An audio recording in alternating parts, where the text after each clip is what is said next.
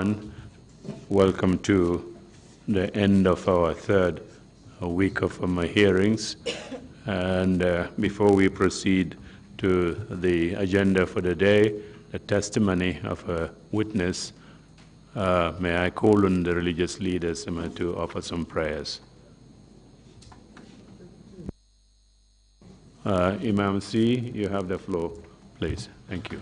أعوذ بالله من الشيطان الرجيم بسم الله الرحمن الرحيم الحمد لله رب العالمين الرحمن الرحيم مالك يوم الدين إياك نعبد وإياك نستعين اهدنا الصراط المستقيم صراط الذين أنعمت عليهم غير المغضوب عليهم ولا الضالين وإن تستفتحوا فقد جاءكم الفتح نصر من الله وفتح قريب وبشر المؤمنين بسم الله الرحمن الرحيم قل هو الله أحد الله الصمد لم يلد ولم يولد ولم يكن له كفوا أحد بسم الله الرحمن الرحيم قل أعوذ برب الفلق من شر ما خلق ومن شر غاسق إذا وقب ومن شر النفاثات في العقد ومن شر حاسد إذا حسد بسم الله الرحمن الرحيم قل أعوذ برب الناس ملك الناس إله الناس من شر وسواس الخناس الذي يوسوس في صدور الناس من الجنة والناس إن الله وملائكته يصلون على النبي أيها الذين آمنوا صلوا عليه وسلموا تسليما صلى الله تعالى عليه وعلى آله وصحبه وسلم تسليما سبحان ربك رب العزة عما يصفون وسلام على المرسلين والحمد لله رب العالمين. Shukran, Sayyida Ghais. Bishop, our condolences for the recent bereavement in the family. Please offer your prayers. Thank you, Chairman. Lord God of creation, your creation that you have made throughout the whole face of the world, as we assemble here, we depend upon your goodness, your mercy, your grace, your compassion, your forgiveness, and your love, and your reconciling spirit, as we continue to seek out the truth in this commission. Grant us the willpower to be able to stand and be able to speak out what is truth, and for us to be able to shift the truth from falsehood, and help us to reconcile ourselves one to the other, and also give us that spirit of forgiveness, so that we will be forgiven people as you have forgiven us the wrongs that we commit against you. We ask that you guide this commission in the right direction. This we ask through Christ our Lord. Amen. Amen. Thank you very much. Counsel, are we ready with the witness? Yes, Mr. Chairman. Good morning to you all. We are ready to proceed with the next witness. May I ask that the witness be called in, and Ms. 𝒂𝒄𝒄𝒏𝒆𝒍 would lead the witness during these proceedings. Thank you, Mr. Chairman.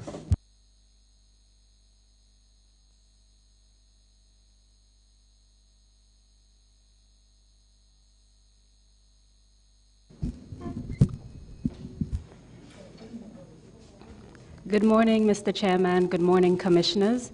May I ask that the oath be administered to the witness?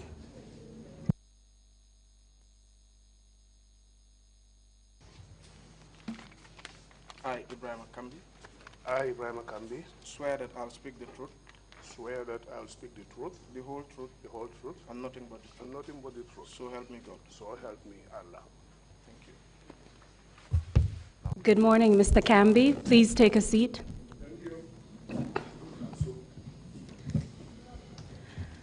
Welcome to the Commission. I would just explain a few things to you in relation to the microphone. So there's the microphone in front of you. Whenever I'm speaking, I'll turn it on, and right after I finish speaking, I'll turn it off. And then you can put yours on, speak, and then turn it off. And that's to allow the interpretation as well as the transcription to run smoothly. Is that okay? Can you press on the green button on the mic? If you press it again, then the red ring. Okay. Unfortunately, you'll have to switch it on and off, but you'll get used to it as the proceedings unfold. As you know— No problem. Thank you. As you know, my name is 𝒕𝒉𝒊𝒔, and I will be asking you questions today on behalf of the commissioners. We will address a few issues based on the information that you have given us. So I will start with a bit of information regarding your background, your training, as well as work experience. Then we will address a little bit about the Gambia National Army. There are a few issues that I would like your perspective on.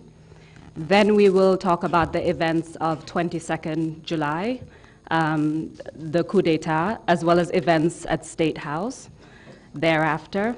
And then we will conclude with your arrest and detention. Is that clear? That's great.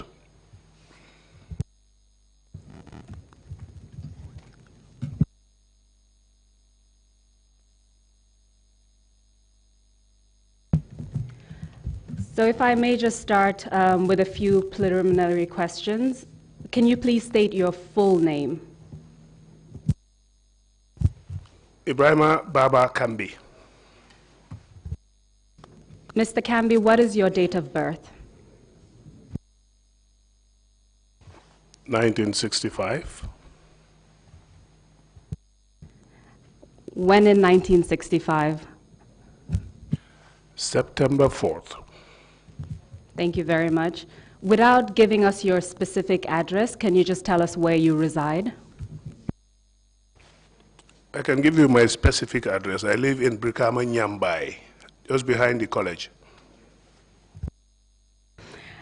And in relation to your academic background, can you tell us where you went for primary education?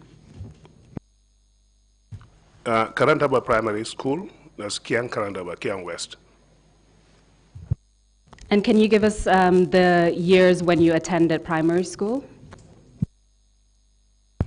As an old man now, I won't be able to remember all of that, but I know it's from the 70 to 78, 1972, yeah. And thereafter, where did you attend secondary education? The Gambia Muslim High School. And are you able to estimate the dates? 79 to 83. After your secondary education, what did you do next in relation to your career? I went straight into the military. Do you recall what year you entered the military? 1984. Was that during the first intake, is that correct? The first ever Army of the Gambia. Can you tell us what motivated you to join the Army? Coming from the village, when you finish your schooling, the first thing you want to do is to find job to help your parents, and that's what motivated me. I didn't wait for anything. I didn't want to wait and choose. That's why I went straight into the military. Can you tell us about the rank you had when you started the military? Recruit. Now, can you give us an idea of your progression within the Army from recruit until the last rank that you had? After our training, which was conducted by the British Army Training Team, BATT, and this came about after the 1981 aborted coup. The government decided to have an army, and the British Army were contacted, and they sent in a training team here, which was led by Major Wright and a few other staff. One of the staff members, Sergeant Major Allen, and Sergeant Major Payton. Payton was responsible for tactics and other military training. Sergeant Major Allen was from the Grenadier Guards of the British Army. Those are the guards at the Buckingham Palace. And he was responsible for discipline and foot drill. So tell us a little bit more about your progress in the Army, how you moved from recruit to the other ranks. Right after our training, some of us were picked by the British Army training team members as potential instructors. How they chose it, I don't know. And I was one of them. I became the chief Gambian instructor at the Army Training School under the British Army training team. I mean, specifically, I was under Sergeant Major Allen, to the point that people start labeling me Junior Allen. And while I was there, we were promoted to Lance Corporal. Because to be an instructor, you have to have some respect, you have to have some command, values, and if everybody was left with the rank of a recruit, nobody will be answerable to anybody. So because of that, and because everything is based on merit at that time, I was promoted to Lance Corporal and made instructor at the training school. While I was Lance Corporal there, several intakes passed by, like the second intake, third intake, and got promoted to sergeant. And that coincided with the confederation between Senegal and Gambia, and there was this confederal army. And I was chosen again as a sergeant in that confederal army. The 4th Battalion of the Confederal Army was based in Katong, and I was the platoon sergeant in that battalion. As sergeant there up to 1985, 86, I decided I did not join the army to remain an NCO forever. NCO means non-commissioned officer. So I had to apply, despite the money, because they were paying more than the normal army. We were being paid in CFA, and everybody wanted to be part of the Confederate Battalion. But despite that money, I was thinking about my progress, so I applied to come back to the GNA, the Gambian National Army, with the hope that I can make it to an officer. And this was accepted. I came back and then returned to the training school. While I was at the training school, we trained several intakes. A whole lot of intakes I can't mention right now until when the time comes. But just to go ahead with the progression, there was this officer selection course we conduct for potential officers. We call it the cadet course. This officer selection course, usually we go into the files of the recruits or newly passed out recruits and see who has the education level we are requesting for, or that is required to become an officer.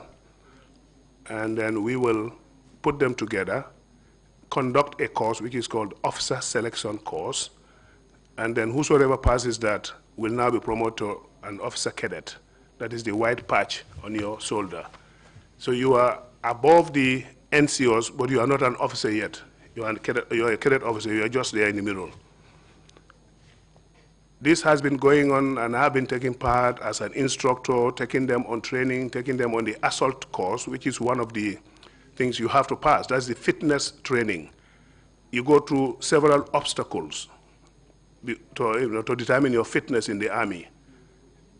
So once you pass that and you become an officer cadet, then you'll be sent on training either to America, Pakistan, or United Kingdom before you are confirmed second lieutenant. While we were doing that, there was a time I said to my mentor, which is the British Army training team guy, Sergeant Major Allen, I said, look, I think I want to do this course. And he went in to tell the current, then Army commander, which is Colonel Ndawinjai, Colonel Momodu Ndawinjai, but the response was not very favorable. Ndawinjai said, no, we do not want all our good NCOs to become officers, because it's the NCO corps that carries the army. It's not the officer. So this was the response from Ndawinjai. At that time, a lot of people thought maybe it's tribalism, nepotism. No, I did not think it that way. I took it as a credit, because the fact that he said he doesn't want his good NCOs to become officers, I felt proud of that. I think I'm a good NCO, that's why. But nonetheless, I went back to the British Army training Sergeant Major. I told him, look, I'm repeating this to you. I did not join the Army to stay as an NCO forever. So I want to give it a try. So he went back and told Colonel Moboninjai, well, my man will try. So they put me in the team. I went through the course and I came out first. And he had to go back to Ndaunjai, you know, proud, telling him that my man, he made it, he made it. You know, these are things that are very emotional. Thinking about it, I was not even given the cadet white patch. I was given a second lieutenant straight away because of my experience. I've been training the officer cadets, even to the point of training some second lieutenants when they return from their courses. We teach them tactics, we teach them foot drill, we teach them almost everything, map reading, you name it. So because of that, I was given a second lieutenant straight away and then sent to the United States of America, Fort Benning to be specific. I started with the language course, which they call American language, American English, at the Lackland Air Force Base in San Antonio in Texas. And I got a distinguished graduate diploma in that. Then proceeded to Fort Benning, Georgia, specifically Columbus City. That is for the Infantry Officer Basic Course, IOBC. I passed that one also with flying colors. In fact, my results were not given to me or to the Army directly. They sent them to the American Embassy, and I had to receive them from the ambassador. From in the same Fort Benning, I was recommended because of that to do an infantry mortar platoon commander's course. People who are familiar with the military here will know that the mortar is one of the dangerous weapons you can be fighting with without actually seeing the enemy. So I did that course also, which is highly mathematical, but fortunately for me, I scored over 85, and that was also distinction, so I was recommended to do the Special Forces course. Where did you do the infantry mortar course? Yes, in Fort Benning, the same Fort Benning. Then my instructor at that time says, I don't want you to go back without doing some of these courses that are very important to us here. I didn't know why at that time. He said, I was recommended to go to the Special Forces School, which is in Fort Bragg, North Carolina, to be specific, Fayetteville. And in that school, I was supposed to do everything Special Forces do, but unfortunately the Gambia government said there was no money. So I did the civil affairs and PSYOPs. Civil affairs operations is what we call the CMO, civil military operations. When the military will come in during disasters, when the military will come in during wars to win what we call in psychological operations, winning the hearts and minds. Because during war, unless you win the hearts and minds of the people, the population, you can never win that war, no matter how much armed you are.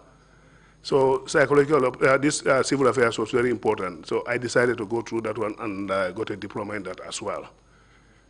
From there, I did the instructor course again at the same Fort Bragg. That's training of the trainers. Then I returned home in 1989. Sorry, just to be clear, when did you go to the US? Because I want to know how long you were there before you returned in 1989. Early 88. So after you returned back to the Gambia, did your rank change? What did you do next in the Army? Your rank does not change automatically when you return from your courses like that. That is not Army. You have to be tried on that rank. You have to be tried on the course you've just completed before they think about promoting you again. And that's what happened to me. When I came, I was still a second lieutenant, and I was posted to Farafenni as a platoon commander. To be specific, we named the platoons all these names of the those who fought the World War, they know we have Caladan, Maudok, and some other names. So my platoon was called Maudok, and I was the platoon commander.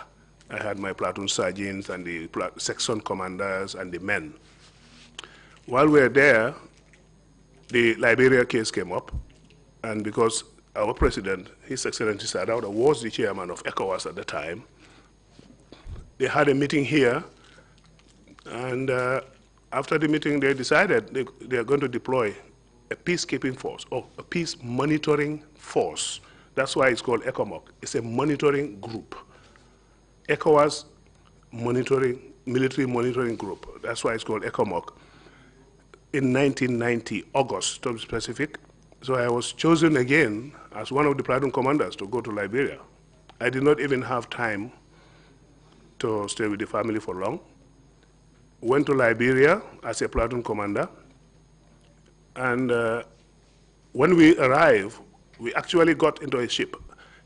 The ship is called Tano River, provided by, I think, the Ghanaian, you know what, ECOWAS put everybody in that ship, all of us, without equipment. And once we approached the ports of Liberia, Freetown, Monrovia, the rebels started firing at us. That's the Charles Taylor rebel, from across the street. So you could hear bullets on the mast of the ship, actually.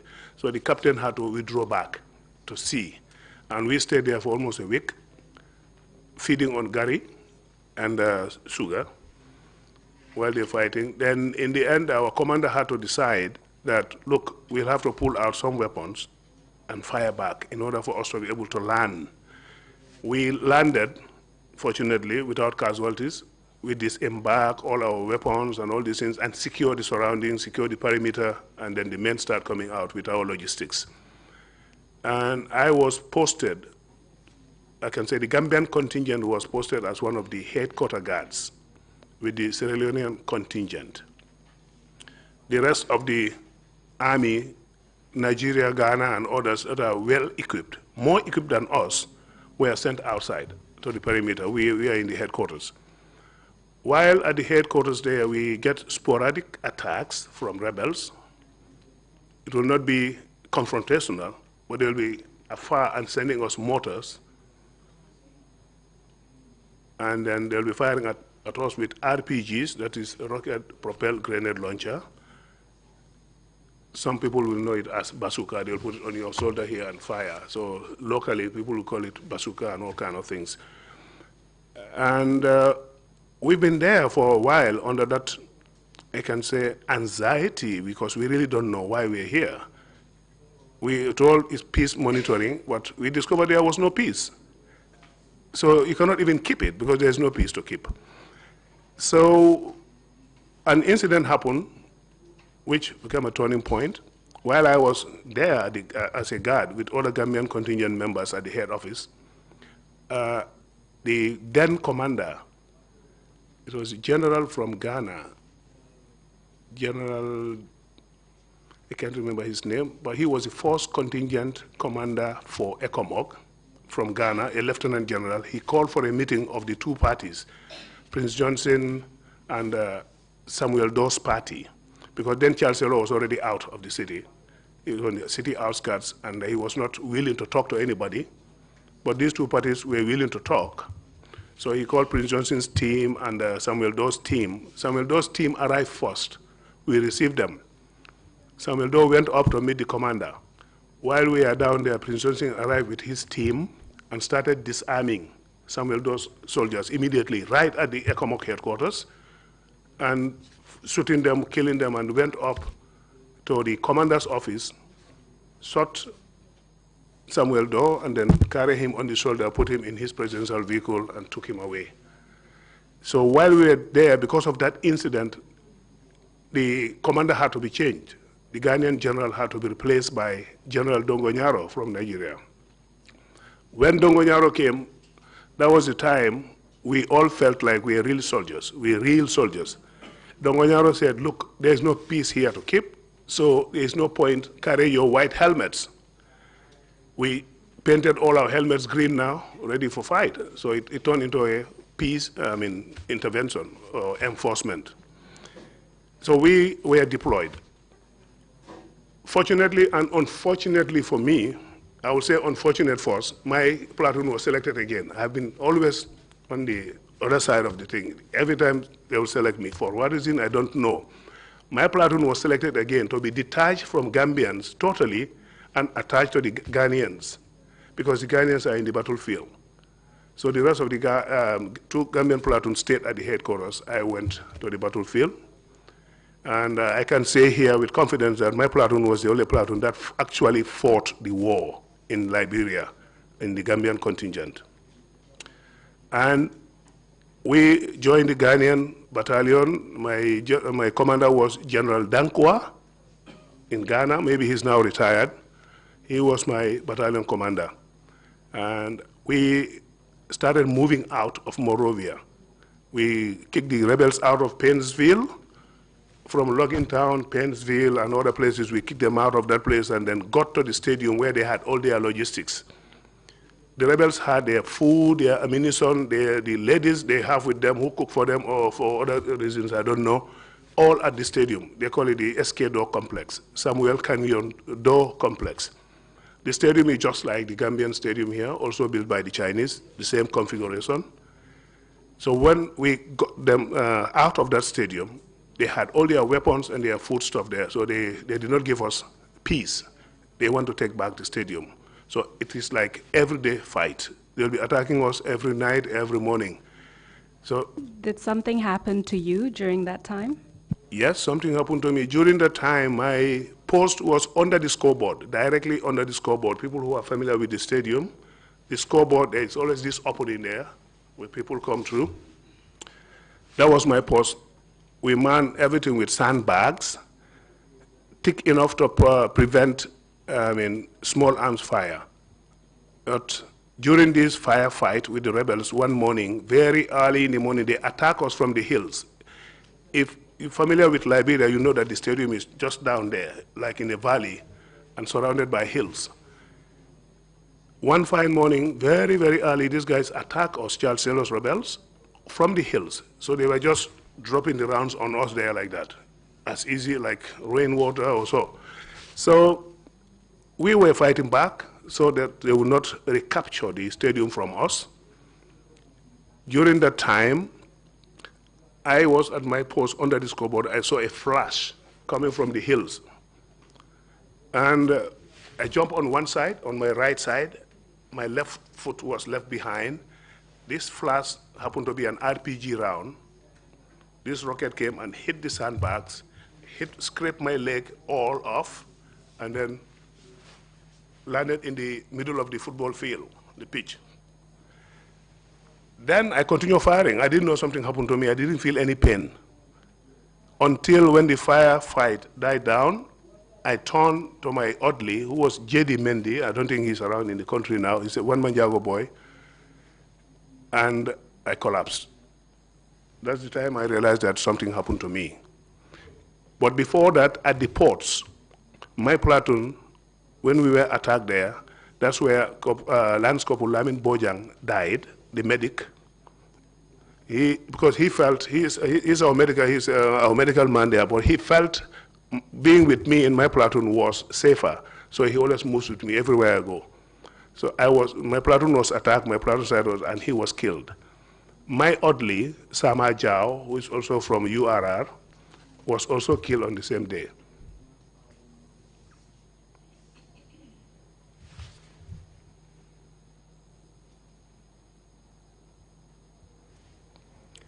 Now, it was after all these two people died, that was when I was moved to the front. And by then I was already hardened. I didn't care about anything. I lost my orderly. Please take your time, Mr. Kambi.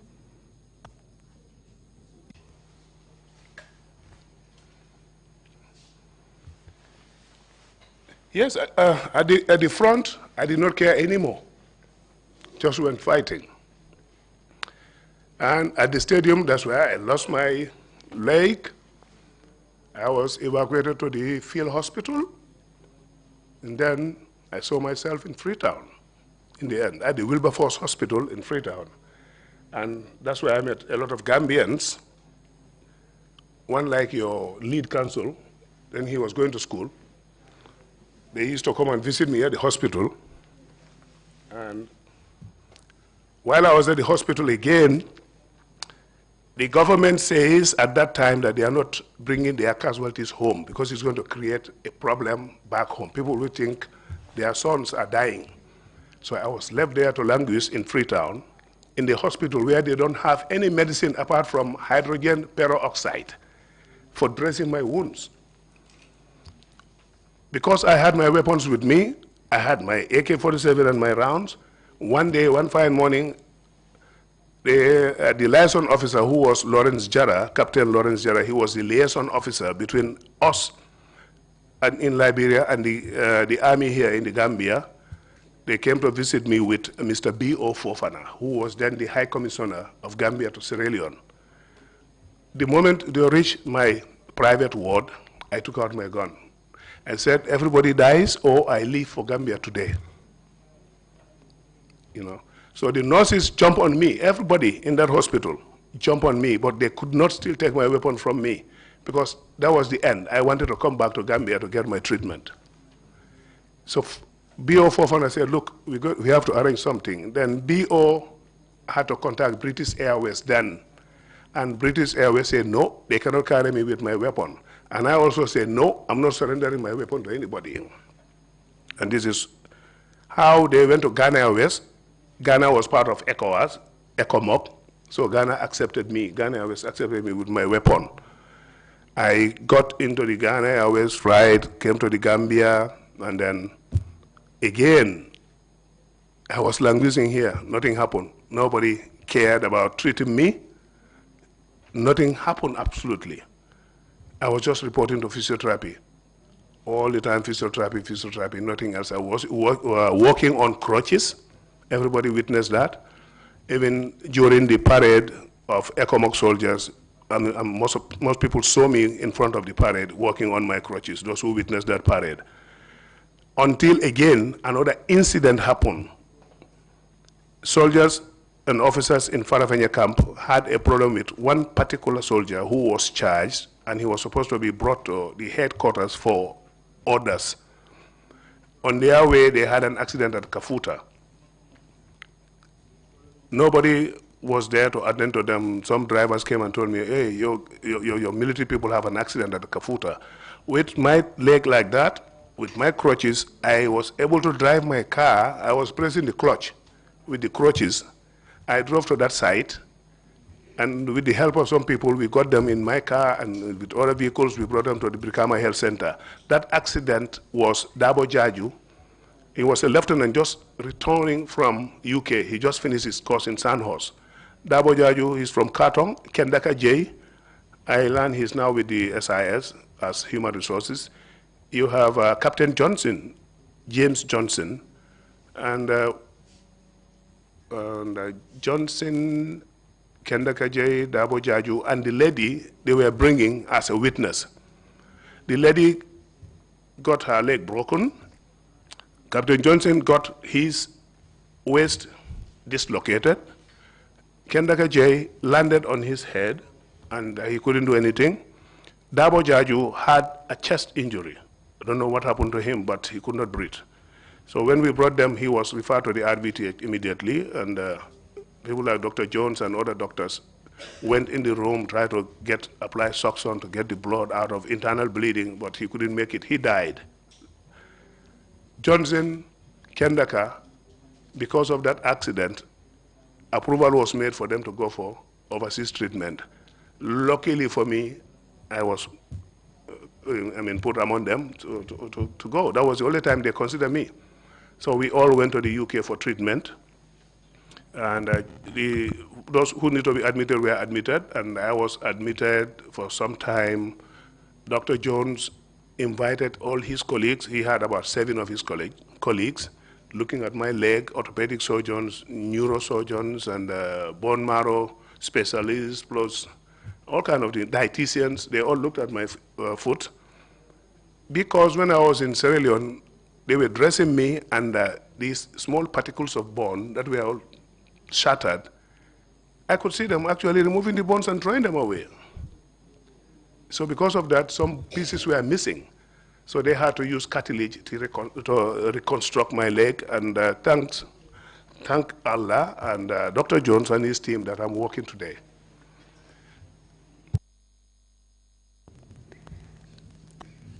After your return to the Gambia, how long did it take until you received the treatment in the UK? Well, I wouldn't remember exactly how many months or what, but I've been here for a long, long time until when this accident happened. And following the treatment that you received in the UK, was anything else done for you when you returned to the Gambia? Following the treatment, nothing has been done yet. And for the past 22 years, I've been following it up. Compensation, medical board, nothing has been done until a few months to the impasse when I contacted somebody who was close to Jammeh, and then they asked the RVTH to set up a board for me, and the board recommended something like 25% disability. I still cannot get that check. I don't know what's happening. Still no money, no compensation, nothing.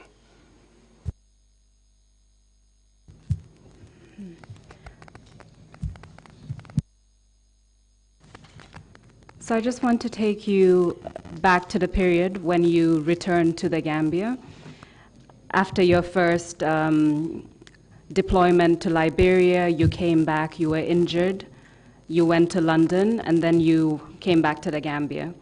Did you hear anything in relation to any mutinies that occurred in the Gambia around that time? Actually, while I was at home in Brikama sometime, I can't remember the year and the date, but I know that somebody came to me and said, you were sitting here. I said, what happened? He said, well, I heard soldiers in mutiny, there's a mutiny going on, and Captain Kambi is seen in the Pajero leading them. I said, well, this is Captain Kambi sitting here, so it's not me, you know that. And I was not well at the same time. I was working on crutches. So this was how bad the accusations were at that time. I heard about the mutiny, yes. I didn't go there. I didn't even know that they went to Makati Square or they went to State House or so. But I know they were my people who said they did not receive their balance of payment from Liberia. Do you know which payment they were referring to? Yes, during that time, ECHO was, what they were paying us was like $3 a day. That's $90 in a month for that peacekeeping operation. So, I mean, food was, it was just terrible. $90, and if you don't pay all that to the soldier, what do you expect from a soldier who was facing rounds, bullets every time, mortar rounds are landing and all kind of things are happening, and they don't even have sufficient food or correct food to eat? Because I can tell you here, while I was in the front, anytime it's food time, for example, dinner, they will delay it in such a way that when I call to say, what is happening to the men's dinner, they'll say, well, the headquarters say no vehicle movement after 6 p.m.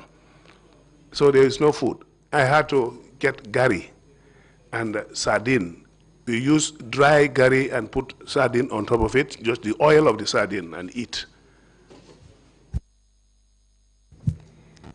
Do you know what happened to the soldiers who mutinied in relation to monies owed to them?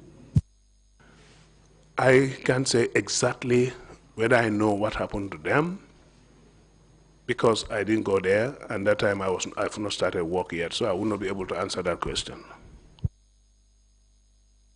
And just to be clear, you didn't hear anything about what happened to the soldiers. Is that what you're saying?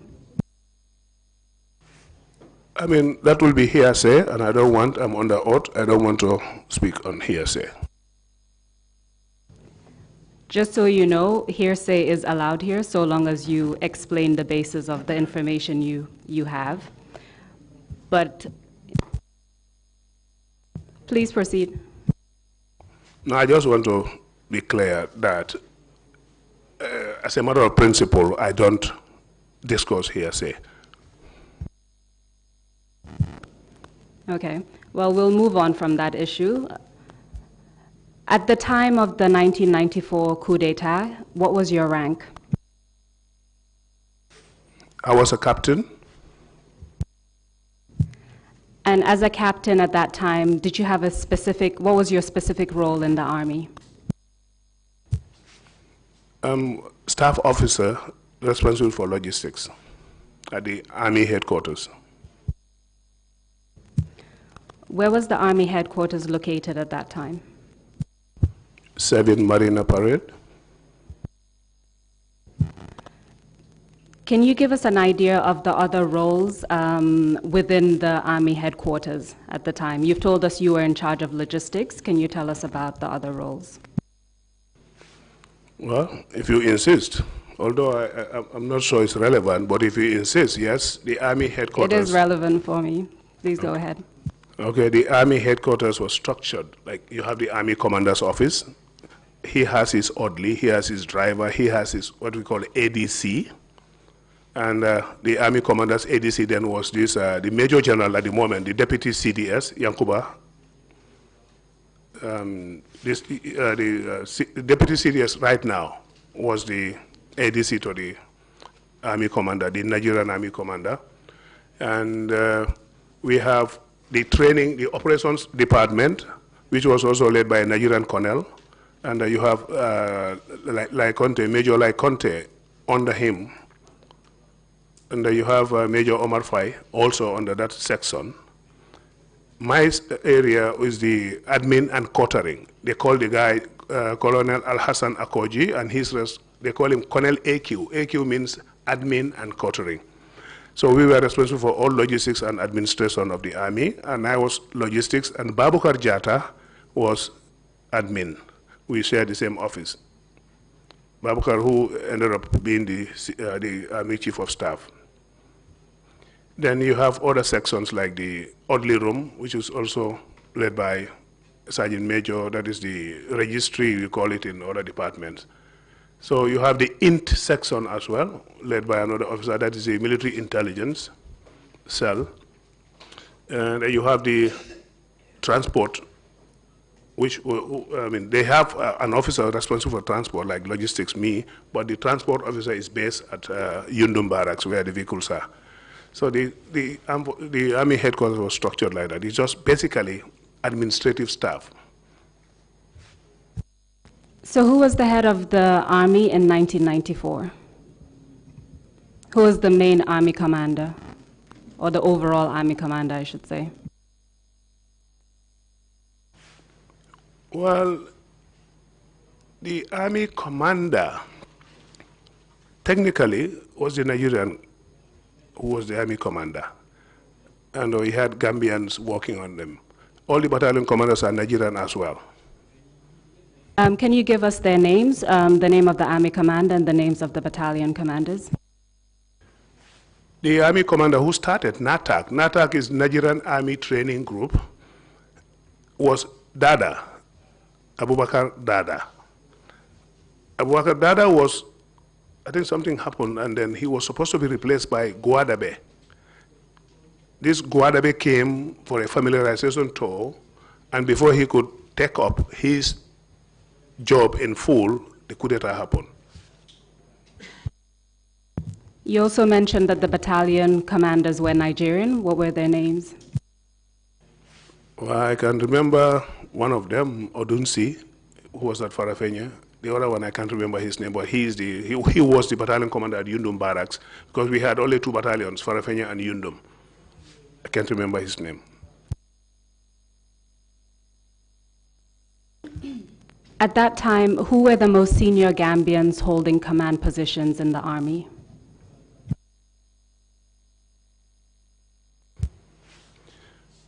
At the time of the coup d'etat, Major Omar Fai, Conte, they were the most senior, and Babukar Jata.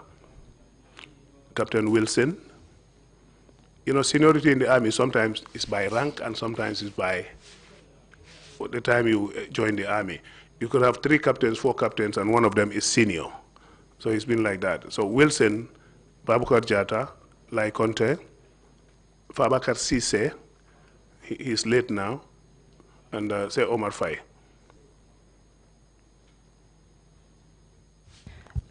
You mentioned Colonel AQ, who was your supervisor. Who were the other commanders based at the Army headquarters? Like I say, I can't remember their names, but there was one responsible for intelligence and another one responsible for operations and training. Those are the ones working with Major Lai Conte and so.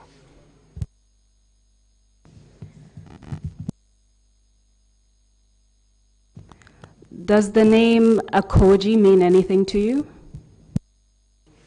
That's my supervisor. He's Al-Hassan Akoji.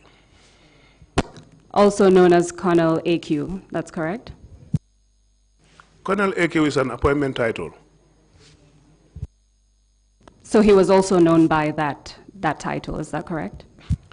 In the military, you have the rank. You can be a colonel, and your appointment is operations officer or director of logistics or so. So those are appointment titles. So the colonel is the rank.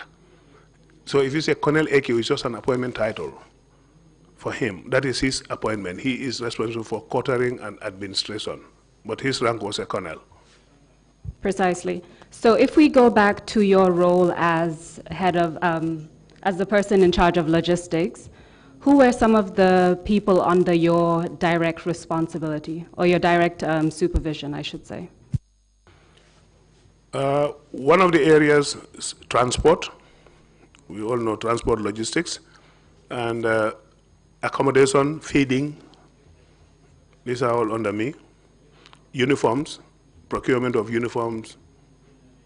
And if there is any donation from donor countries, vehicles, ammunition, and so, I'm usually responsible to receive those things after the Ministry of Defense have confirmed everything. Then, and when the amalgamation happened, Gendarmerie was disbanded. I will not call it disband. When they were asked to choose between the army and the police, most of them went to the police. Very few came to the army. Somebody like 𝒕𝒉𝒊𝒔, he was a lieutenant in the gendarme. When he was coming to the army, we said, no, your rank is not equivalent to a lieutenant in the army, so you have to revert to second lieutenant. And he accepted. That's why he joined us in the army. And there was a cabinet paper that says, that approved the transfer of the complete unit of the military police from gendarme to the army. And I had to transact that. I was responsible for that transaction, and that military police commander was Yaya Jammeh, with Sergeant Jassy, who is now a lieutenant, with his complete team, and they had one vehicle, a Mitsubishi double cabin, L300. And I transacted that move. I signed the documents, and I even had to have a slight problem with some commanders in the gendarmerie that the vehicle will not go. I said, no. The cabinet paper indicates the whole unit must come, and I finally got the whole unit, and Yaya Jammeh transferred to the army as military police, the head of the military police unit, and directly under me. He used to report to me.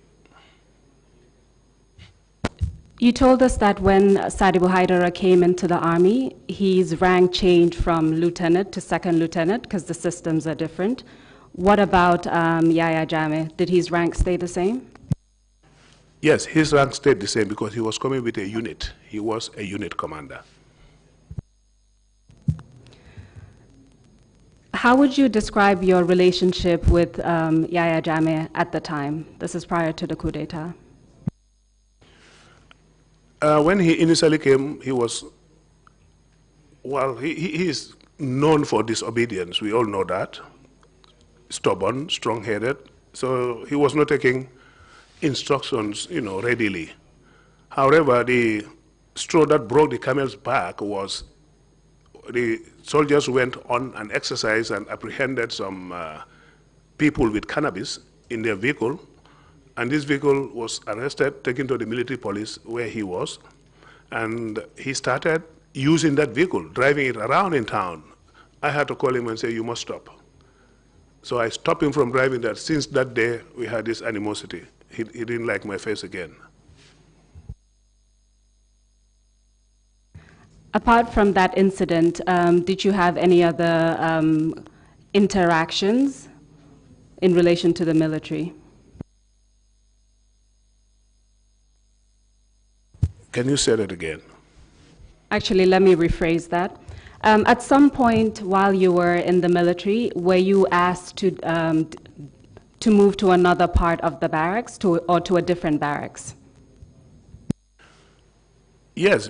Prior to my appointment as the staff officer at the Army headquarters, I was requested by the battalion commander in Farafenye, who said he went through our records and saw that I was in Farafenye and I was competent, and he also wants competent officers in his battalion, and he wants me back in Farafenye. And I refused. I told him, no, I spent all my life in Farafenye. It's time for some other officer to go there. I'm not going there. And because I was also injured, so I don't want to go there injured. So what happened after that? Well, he insisted, and he was adamant that I must go. I was also saying, I'm not going anywhere. And nothing official happened until one day, Yaya Jammeh called me as military police. He said, did you hear that? He said, you have deserted the army, and wherever the military police see you, you should be arrested. I told him, but you know my home, you know my house. Go ahead and arrest me. Then he told me, leave them, they are fools. They don't know what they are talking about. So he never arrested you, is that correct? No. Did your relationship change after that? I was friendly with everybody in the army. I never had a problem with a soldier or an officer throughout my career in the army. You wouldn't believe it, but that's the fact. Well, let's come to the events of the actual coup d'etat. Do you recall that particular date, like when the coup d'etat occurred? I don't think anybody can forget that, 22nd July 1994. And do you recall on which day of the week it occurred? A blessed Friday. Can you tell us what happened that day? Well, I wouldn't be able to tell you what happened that day. I can tell you what happened to me that day. Precisely, what happened to you that day? I was going to work as usual. We had one vehicle allocated to us officers at the headquarters, which is a Renault 12, and the number was GNA 10. Usually it will pick Babakar Jatta, pick Captain Wilson, and pick me at my residence at Cape Point, because I was the last person. It will pick them from their houses. I live at Cape Point and in the official quarters. So when they came to pick me that day, we all went. We got to the bridge. We were stopped by soldiers. And I asked them, what is the problem? They said, go and answer to our leaders at Fajara Barracks. I said, what do you mean by your leaders? So I turned around and looked at Babukar. I said, Babukar, is this the exercise with the Americans, the American Navy? Babukar said, no, we have not even coordinated that yet. We have not started anything. I said, but what I'm saying, these guys are carrying life around. It cannot be an exercise. Because they had the AK-47 with two magazines strapped together, and you could see one magazine is in the weapon, and the other one, you could see the rounds inside it. I looked at the rounds. I told them, look, these are life rounds. Whatever is happening, I don't know. So the soldier, again, whom I can't remember, said, look, go and answer to our leaders at Fajara Barracks. So that's how we turned back. Did the soldier tell you who he was referring to, who were their leaders? No, no names were mentioned. Do you recall around what time of the morning this occurred? The time we go to work. It's around 8:30. Thank you. So you said after that you turned around. Where did you go next? I went home, and the driver dropped the others to their various places. I don't know where they went to, but I definitely went home.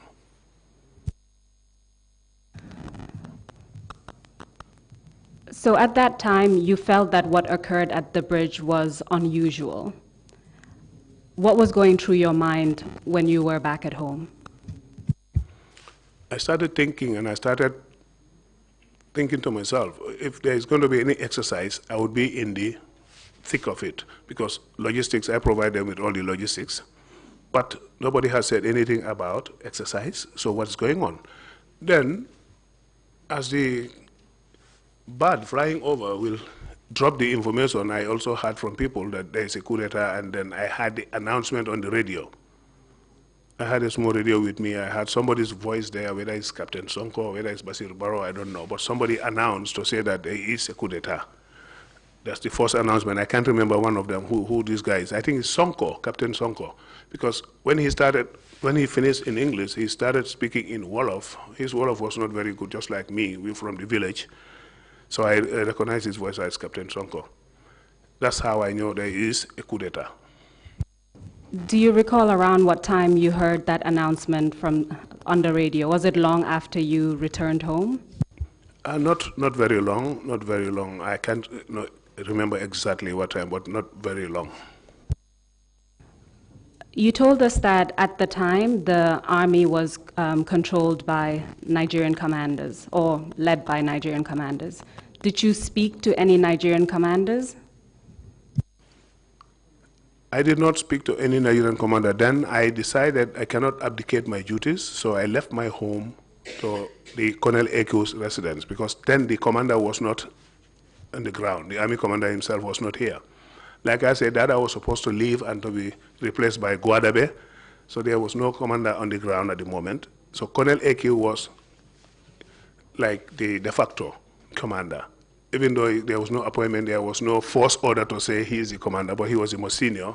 So I went to him, and because he was my supervisor too, and I went to him, then we started now finding out what is the problem.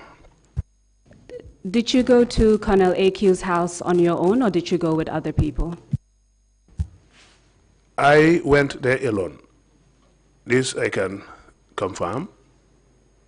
Can you tell us where Colonel AQ's house was, residence was located at the time? There's this road opposite Senegambia Hotel, and the house belongs to one 𝒕𝒉𝒊𝒔. I actually rented those houses when the NATAC came. 𝒕𝒉𝒊𝒔 was a businessman, and I had to rent 3 compounds from him to accommodate our Nigerian officers. When you arrived at Colonel AQ's residence, did you meet anyone else there apart from the colonel himself? This is where the problem is. I would not recall everybody I saw there, but I know Mamad Cham was there, so I couldn't remember any other person. But Mamad Cham, I vividly remember.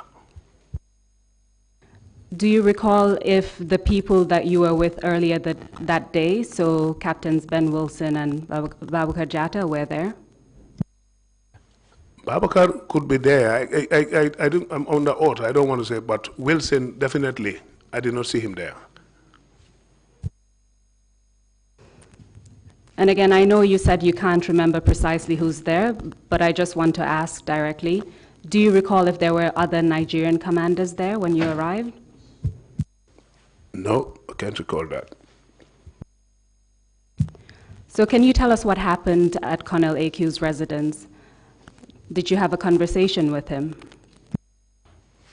Not much. When I finally decided, look, I can't just sit down here forever, I told him I was going. He told me, look, if these boys are really what I think they're doing, if you go, all of you senior officers will be killed. Maybe because of his experience in coup d'etats in Nigeria. But I decided I have to go. Do you know if anyone there decided to go to either Fajara barracks or to where the coup plotters were at that time? Yes, Captain Mamad Cham also left to wherever, I don't know which position, but he left us there, and then I don't know where he went to. So apart from what Colonel AQ said to you, did he issue any sort of orders at that time? Not to me. Apart from what he said, did he provide any other information about what was happening? Nope. So you left his residence. Can you tell us what happened next? Where did you go? I went to my house, changed from the workout dress I was wearing, I got into camouflage with the full knowledge now that this is what is happening. So I got into my camouflage dress and came out on the small roundabout at Bakau New Town, Bakau Cape Point Tourist Market area. There's a small roundabout there. When I got to the roundabout, I saw a vehicle coming, a Mitsubishi pickup vehicle. Then I stopped the vehicle, I said, I need to get to Banjul. This happened to be my own teacher, Mr. Habib Drame. Then he was working for GPTC, Gambia Public Transport Corporation. So I told him, sir, I know you are my teacher, but there's a problem in the country. He said, yes, I know. I need your vehicle, but I will definitely return your vehicle to you. So I took the vehicle from him. I drove with headlights on, with double hazard lights, and then crossed the bridge. Nobody stopped me. Got into State House, nobody stopped me. Parked the vehicle, went straight up. When I asked the guys, where are they? They told me they are upstairs. So I went upstairs. I found Yaya Jammeh sitting there. There was no Sana Sabali, no Edward, no Sadib Hydra. Yaya was there alone with Almamo Mane, the late, and Musa Jammeh, the late, and Buba Jammeh. Buba Jammeh, I think he's now in Europe. Buba was the oddly at that time, and Musa and Almamo and some other guys were security to him because they all came from Zandam, so they know each other. So there was no army, a typical army guy with him, apart from Buba Jammeh. So all the rest were members of Zandam he knew and trusted. So I climbed up there. I found him sitting there. Then he explained to me what happened, that they have taken over the country, and Jawara is free to come back as a senior citizen, but not as president. Then, while we were there... Sorry, just to... When you say he told me, who are you referring to? I already said when I went up, only Yaya Jammeh was there, no other council members. So it's Yaya Jammeh, of course. You have mentioned other people who were present, such as the late Almamo Jammeh and others. So your testimony is that Yaya Jammeh is the one who spoke to you and said that. Is that correct? Obviously, in the military, I wouldn't have asked any of those people. They were NCOs, very junior to me. So the only person I can speak to was a fellow officer. Well, we've already seen a lot of unusual things happen that day, such as junior soldiers at the bridge telling you to go and speak to their commanders at the barracks. But we need to be clear for the record, so that's very helpful. What happened after Yaya Jammeh told you that? He told me to stay with him, and I stayed. You said that when you first arrived, you did not see any council members. You stayed with Yaya Jammeh. Did you see any other council members that day? Of course, after everything else, Yaya will go down sometimes and will come back up, and when he's down, we were together, and the other council members were there on that day. Can you give us an idea of what was happening at State House that day? What types of discussions were taking place, for instance? Discussions, I wouldn't know. All I know, I was asked to stay there as logistics, of course. I was asked to stay there and be issuing out uniform and some ammunition to the boys. And that's all I was doing. So discussions, I didn't know because I wasn't a council member. So did anything significant happen that day that you recall?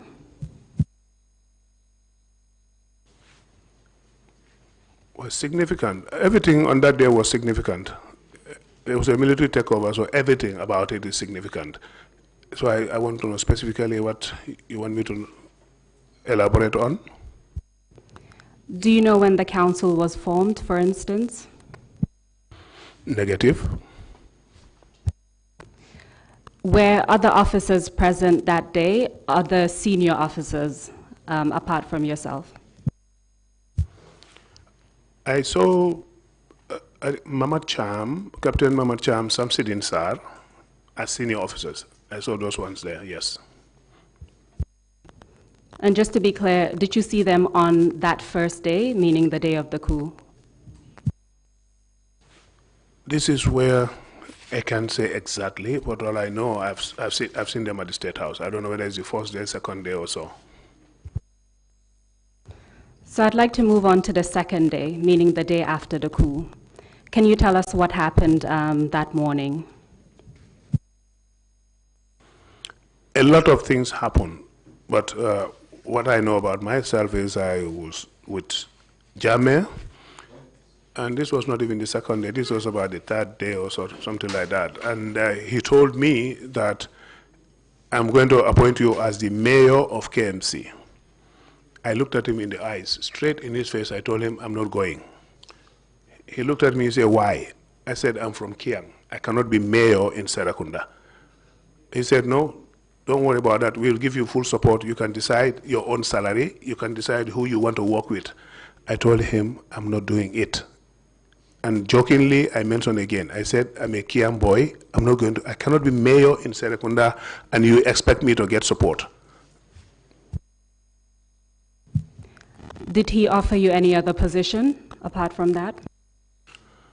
Apparently, this was published in the papers. I didn't see the papers till now that Kambi is now mayor of KMC. I did not even step a foot in that place. I went around to look at the place, came back, I told him I am not going there. So he said, okay, now you can stay with me here as the State House Chief of Staff.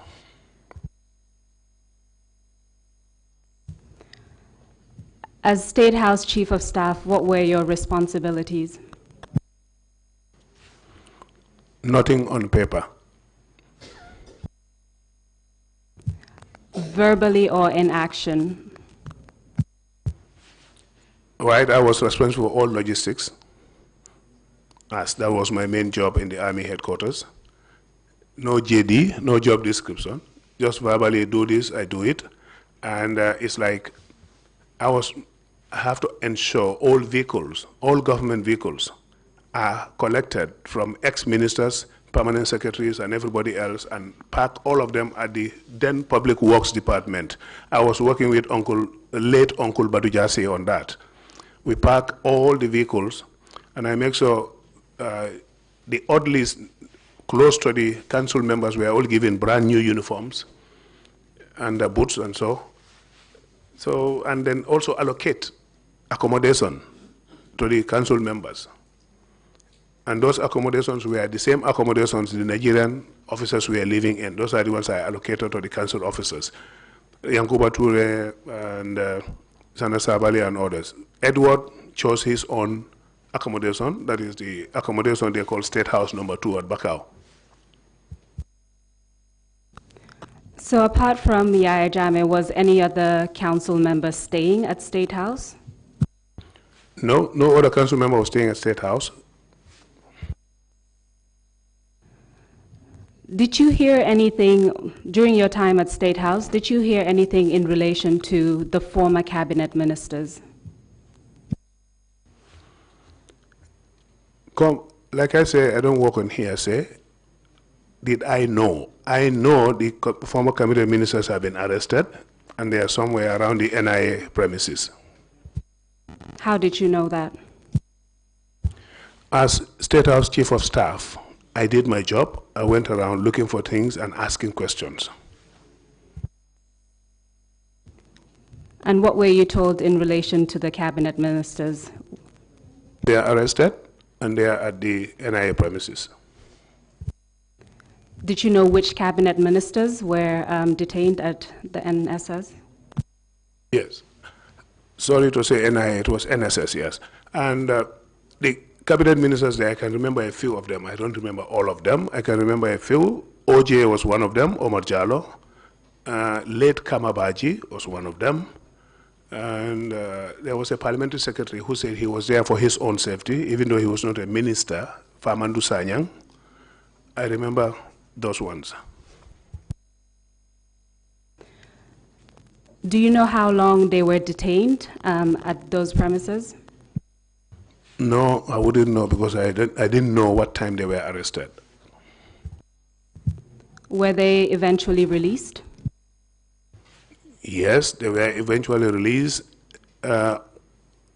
based on my advice to Jammeh, because that time he was listening to me. The initial days, I told him, the two of us were sitting in the upstairs around 7 o'clock or so before the Maghrib prayers. I told him, keeping these ministers here will not serve you any purpose. You've done a bloodless coup.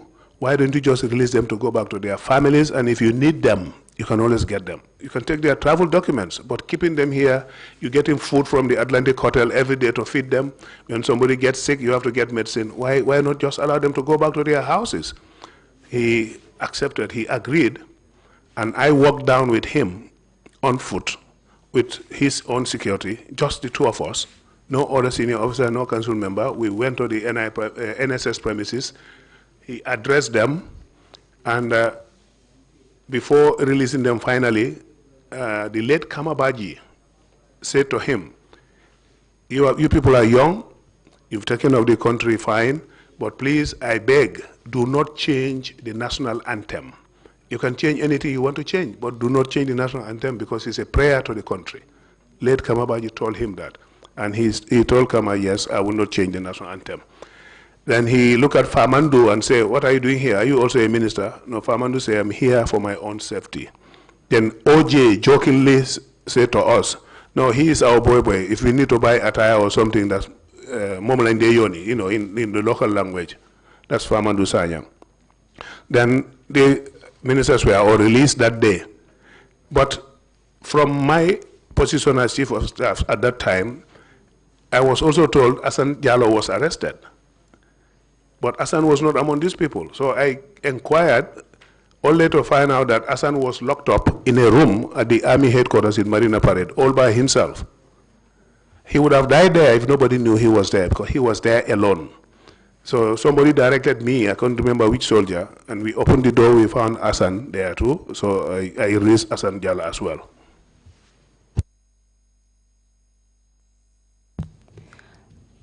Do you recall how long after the coup this incident happened, the release of the former cabinet ministers?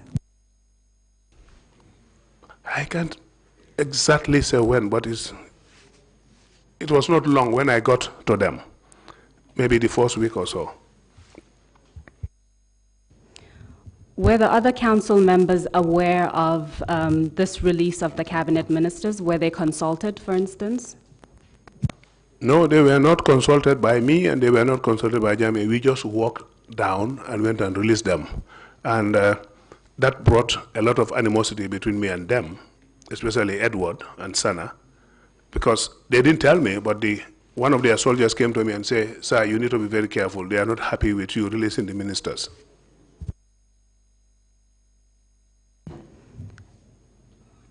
Did you notice any change in their behavior towards you? Yes, they stopped saying good morning. Even if they came by, they would not say good morning, even though they are council members, but I was their senior. I recruited all of them, one by one, from recruit stage as a recruit. For them to become officers, I was their instructor. So that respect should have been there, but they were not even greeting me since that thing happened. So I also started smelling rat. Do you recall how long you stayed as chief of staff? Until my arrest. Did you leave the State House at any point while you were chief of staff? Yes, I think it's the second week. The early days of the coup, I've not seen my family for that whole number of days. So I told Jammeh, could I go and visit my family for this weekend? And he said, oh, certainly you can go and come back on Monday, or Sunday evening, sorry. So I left while I was in my house that day at Cape Point. The following day was Saturday, yes. Lanto Montamba came to me with his vehicle. He said, you are wanted at the State House. The chairman wants you there. You are going somewhere. I told him, okay, you can go. I'm coming. I had my car. He said, no. He said, I should go with you. I said, Lang, go, because I was senior to him. I personally posted him to Fajara Barracks as the commander. When all these things happened, as chief of staff, I took Lantombon to Fajara Barracks as commander. I took Omar Bimbai to Yundum Barracks as commander and allocated them with SUV vehicles each. So when he started talking to me in this way, I said to myself, why? Why would somebody junior to me talk like that? I told him, go, I'll come. He said, no, they said I must go with you. I said, who? He said, well, the council members called me to say I should go with you. The chairman is going with you somewhere. I said, then wait for me. I went in, changed my dress, put on my camouflage uniform, and got into his car. We drove to the State House. Once we got to the State House, my usual routine is I'll just climb up straight away to Jammeh. This time, as I stepped my first foot on the steps, there was this soldier, I can still remember, he's called Lamin Gassama. He's now an imam in Atlanta, Dakar, in Georgia, in America. He had rounds all over his body, just like the Rambo style, and was carrying an LMG, which is unusual. LMGs are usually light machine gun. Usually you use them on the ground, not with you like that. But that time he was a tough guy, and he had rounds all over his body. He stopped me and said, no, sir, you cannot go up. He said, you wait for him down here, you are going somewhere. So I stopped. I note the time, it's 10 minutes to the break. So we can stop there and then continue after the break, and I'll cede the floor to the commissioners for questions. Thank you, Mr. Kambi. Thank you very much, Counsel, for that exchange with the witness. Thank you very much, Mr. Kambi. Commissioners, do you have any questions now, or would you want to wait until the end of his testimony? I think that's the case. If there are no further questions, we will take a 30-minute break and come back. Well, let's come back at 12 noon. That is all right. Meeting is adjourned. Thank you very much.